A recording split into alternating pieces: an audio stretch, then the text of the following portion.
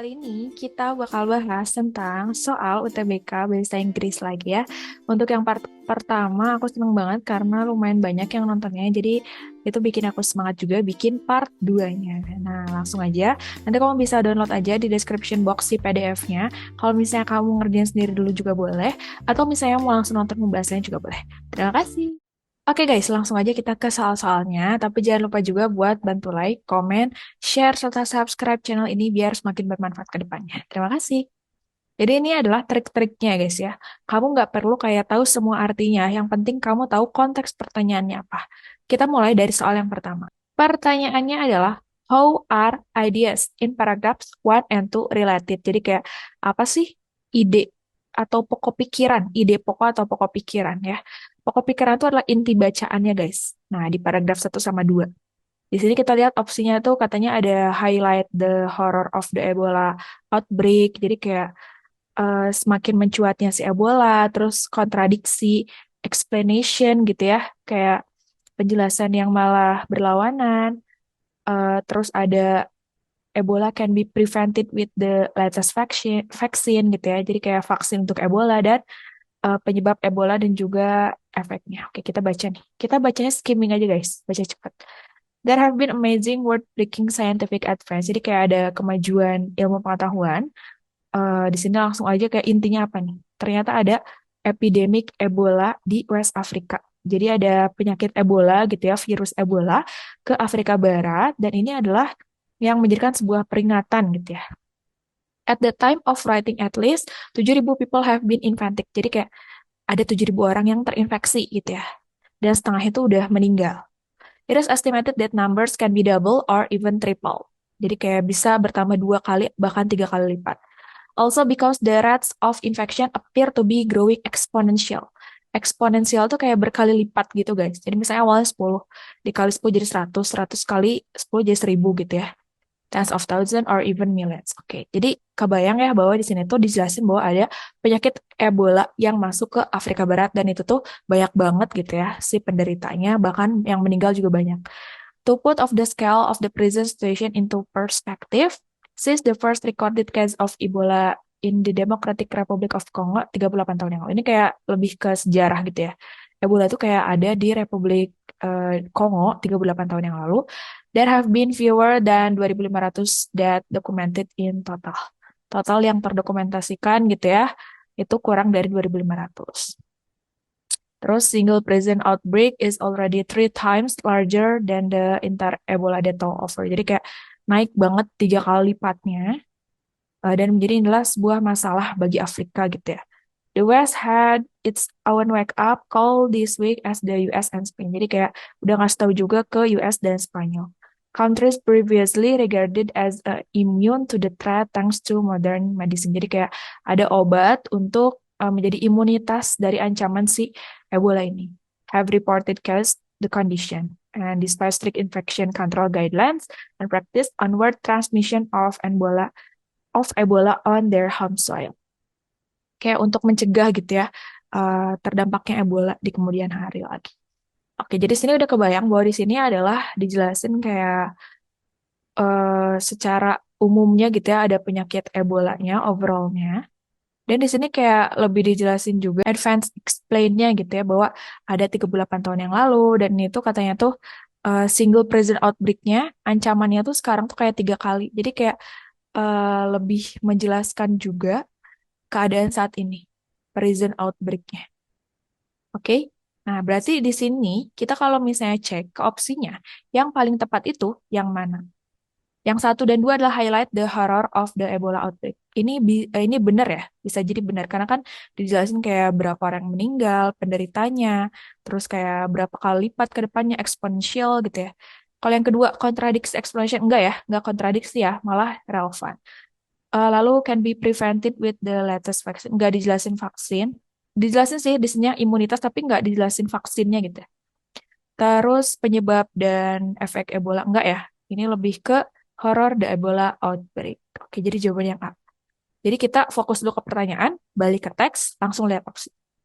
Yang kedua, which of the following is most relevant with the idea of Ebola outbreak described the fase. Oke, tadi kan kita udah baca yang paragraf 1-2, di sini kayak belum dijelasin banget tentang si Ebola outbreak-nya. Coba kita lanjut aja ke 3 sama ke-4, guys.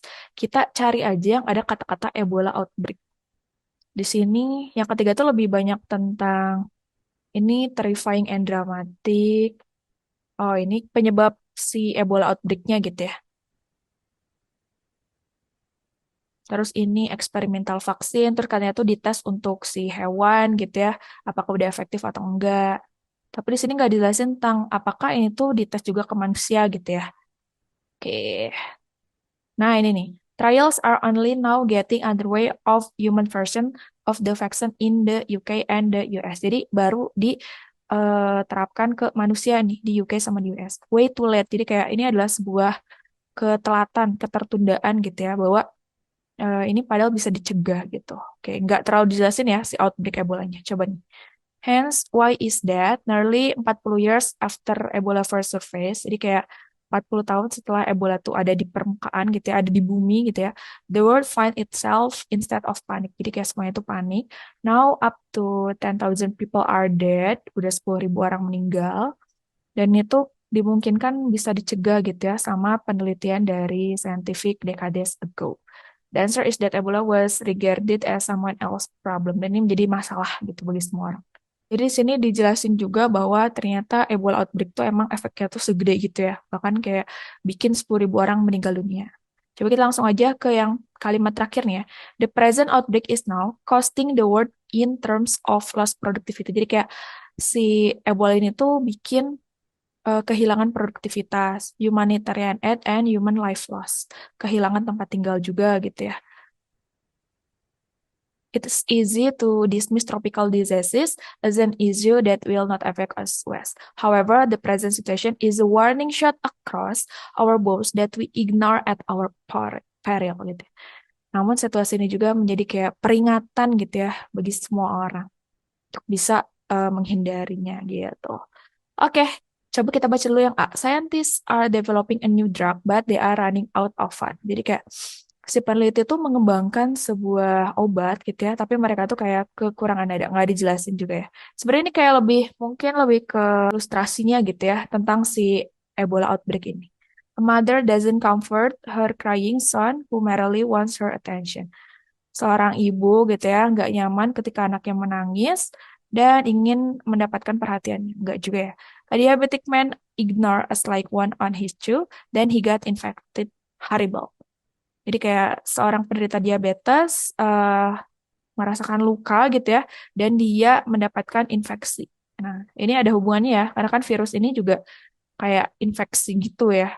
A student choose not study for an upcoming test since the test was open. Yang kedua. Jadi kayak ilustrasinya lebih nyambung ke yang C gitu. Lanjut yang ketiga, the assumption the author has about the West is. Jadi kayak negara barat itu diartikan apa sih di si teksnya gitu ya. Nah, di sini negara baratnya itu kan dijelasin lewat US and Spain ya. Kan Afrika Barat ini yang terkena pertama. Terus dia kayak bilang gitu kan ke si US and Spain ya. US sama Spanyol. Dan itu dia udah kayak menyiapkan si imunitas untuk ini mencegah si datangnya Ebola gitu ya. Jadi di sini kayak ada sebuah preventif ya nggak? Jadi benar nih yang A ya. They act fast to prevent a disease only if it is important for them. Yang BCD udah pasti salah. Karena sini kayak udah preventive-nya gitu ya, langkah preventif yang dilakukan oleh negara barat. Yang keempat, which sentence most effectively illustrate the current Ebola prevalence? Jadi prevalence itu lazim guys. Jadi kayak apa sih paragraf mana yang lebih kayak menjelaskan kelaziman Ebola gitu ya. Di sini kalau misalnya kita baca, tadi kan udah keseluruhan kita baca ya. Di sini kita bisa ambil bahwa si kelaziman Ebola tuh kan awalnya tuh sejarahnya kapan gitu. Bahwa dia tuh awalnya di Democratic Republic of Congo 38 tahun yang lalu gitu ya. Dan ini tuh kalau di compare, dibandingkan sama yang sekarang tuh 3 times larger than the entire Ebola death toll ever. Jadi sini ya, di paragraf 2 kalimat 1 sampai 2. Ya. Jadi kan kayak kelaziman keberadaannya Ebola tuh adanya kapan, kayak gitu ya. Lanjut, paragraf 3 implies that, nah ini yang tadi kita bicarain guys, bahwa awalnya kan tuh diuji nih ya ke si hewan. Terus kayak di akhir tuh ada kayak sebuah penyesalan gitu ya, kenapa sih nggak diuji aja ke manusia langsung, kayak ada kata-kata way too late. Ebola vaccine are very complex and time consuming to create. Nggak nyambung karena nggak dijelasin juga. Ebola vaccine should have been tested on human much earlier. Nah ini ya, dia harus diuji ke manusia lebih dulu karena di sini kayak ada sebuah penyesalan di akhir. CD kurang tepat ya. Ini D enggak, ini baru dikasih tahu di paragraf 2. It is inappropriate for Ebola vaccine to be safely tested on human. Ini lebih kayak ke efisiensi waktunya sih. Lebih lebih duluan dulu harusnya ke manusia daripada hewan. Oke, ini soal 6. Aku jadikan challenge buat teman-teman ya. Silakan kerjain, nanti simpen aja di kolom komentar. Untuk yang aku love, nanti jawabannya itu berarti benar. Oke? Lanjut, ini nomor 7 ya guys ya. Ini ketulisan nomor 1, nomor 7. What is the topic of the passage? Berarti sini topik atau ide pokok pikiran selalu ya di awal dari itu. Kita mulai aja dari yang pertama nih. Kalimat pertama, when mother eat 3 sizable serving of fish each week during pregnancy. Jadi kayak seorang ibu makan sesuatu yang berbau ikan gitu ya ketika kehamilan. It may benefit children's brain for years to come. Jadi kayak bakal berpengaruh ke otak anaknya gitu ya. According to alert study in Spain. Jadi kayak ada penelitian di Spanyol. Biasanya kalau ide atau pokok pikiran itu ada di awal, di akhir, atau di awal dan di akhir. Coba yang akhir nih. On average, the woman had consumed 500 gram or 3 servings seafood per week while pregnant, but with every additional 10 gram. Ini kayak dijelasin tentang kayak ininya gitu ya, idealnya gitu ya, si ibunya tuh makan berapa banyak gitu. Jadi kelihatan banget bahwa di sini ada kayak sebab akibat kalau misalnya si ibunya itu makan ikan gitu ya ketika hamil itu bakal berpengaruh ke si children's brain-nya. Oke. Yang A, research on fish consumption by pregnant woman, penelitian tentang konsumsi ikan oleh ibu hamil. Effects of consuming fish on children development. Kayak ini lebih ke brains-nya juga nggak sih? Brains children-nya ya. Effect of pregnant mother consuming fish on their children's brain. Nah, ini yang lebih tepat. Yang A, B, D itu ya ada tepatnya gitu, tapi yang lebih tepat yang C. Karena kayak efeknya gimana sih mengkonsumsi ikan gitu ya untuk otak anak. Kayak nomor 8. 8 ya guys ya. The word endorsing. Endorse. Kita kan udah sering banget dengar endorse.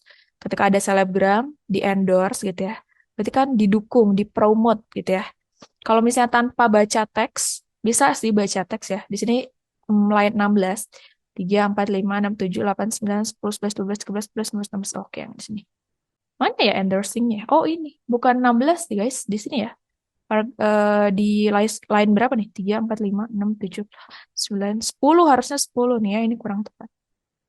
Nah, di sini kata-katanya gini. The European Food Safety Authority recently issued a scientific opinion endorsing. Jadi kayak si lembaga ini tuh berpendapat endorsing gitu ya. Berarti kayak mempromot, mendukung gitu ya 150 sampai 600 gram ikan per minggunya untuk orang yang hamil gitu. Jadi kayak quantifying tuh totalnya ya, jumlahnya, calculating juga masih sama, balancing tuh seimbang. Jadi kayak lebih ke increasing ya. Increasing kan meningkatkan. Jadi kalau quantifying tuh mengukur guys, mengukur. Mengukur. Kalau calculating itu adalah menghitung ya. Balancing menyeimbangkan. Increasing lebih kayak meningkatkan atau mendukung gitu ya. Ngepromot orang buat eh, makan 150 sampai 600 gram. Oke, yang nomor 9 ya, ini terakhir. How much fish does a pregnant mother need to consume per week to have her child test score improve in the future? Nah, hati-hati guys. Kalau misalnya bicara dengan angka, ini biasanya menjebak ya, tricky banget. Kita lihat nih ya. Di sini ada kayak ada angka 600, ada juga di sini 600. Terus di sini ada 150 sampai 600. Di sini juga ada 500. Ini ada 500, 600. Hati-hati ya. Kita harus baca dulu konteksnya. Kalau yang awal nih. Even when woman at average 600 gram or 21 ounces of fish weekly during pregnancy, there was no sign that mercury or other pollutant associated. Nah, ini kayak, ini dijelasin aja kayak misalnya efeknya kalau misalnya makan 600 gram. Berarti belum masuk ya. Kalau yang tadi ya, endorsing tuh kayak lebih mempromot, si lembaga ini tuh mempromot untuk makan ikan segini. Coba yang terakhir. On average, pada rata-ratanya, the woman had consumed sebaiknya gitu ya, sebaiknya mengkonsumsi 500 gram or 3 serving or seafood per week while pregnant, but with every additional 10 gram per week above that almond. Jadi kayak di sini lebih tepat berarti 500 ditambah 10. Ada additional nih. Jadi berapa? 510. Jadi jawabannya yang C gitu. Wah, udah sih gitu aja. Paling di sini nomor 6. Teman-teman silakan untuk kerjain dulu. Jangan lupa untuk kirim di kolom komentar, oke? Untuk yang aku love berarti jawabannya tepat. Gitu aja guys dari aku. Semoga bermanfaat. Jangan lupa buat eh, tonton konten aku selanjutnya. Kalau misalnya kamu ada saran konten lain, boleh banget kirim di kolom komentar. Thank you for watching and bye.